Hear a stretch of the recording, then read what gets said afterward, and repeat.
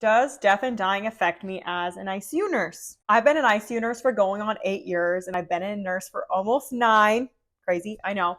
And I've seen my fair share of death in the last almost decade. I currently work bedside and do charge nurse shifts in the ICU. And so I would say almost every single shift, some patient passes on our floor. And by floor, I don't mean like the ground, I just mean like in the ICU. And I remember the very first patient that passed away on my shift. I was on orientation, and I remember we were talking with the family about potentially doing comfort care, and they ended up deciding that route. And I asked my preceptor, I said, "Do you think this patient's going to pass away during our shift?" And my preceptor gave me the same answer that we give most families of like, well, it's hard to tell, like it's not in our hands, and we just have to see how things go. At the time, I was only 22 years old, and I remember thinking, like, am I even old enough to be experiencing death and dying this much? I was like, is this going to affect me long term? Like, this can't be like a natural thing. But my preceptor seemed so chill about it. Like, she just seemed like it was kind of like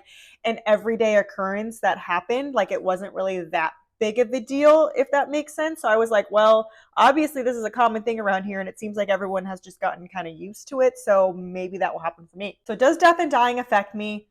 Of course. I don't think a single nurse can sit there and say that they are not affected by someone passing whatsoever. To be honest, now that I have so many years of nursing experience, when a patient passes away, the majority of the time I get a like feeling of relief for that patient or relief for that family, knowing that we gave that patient a peaceful, dignified passing. I can't tell you how many patients are in the hospitals everywhere right now that have zero quality of life. And so when families and patients get on board for like letting a patient naturally pass away, it gives me this sense of like, I am doing something for them. And sometimes doing things for people isn't always saving them. It is just protecting their peace and their dignity. That's not to say that I don't feel sad or emotional. There are many deaths that I have experienced that like just strike something with me, whether they're the same age as me or maybe they have a similar,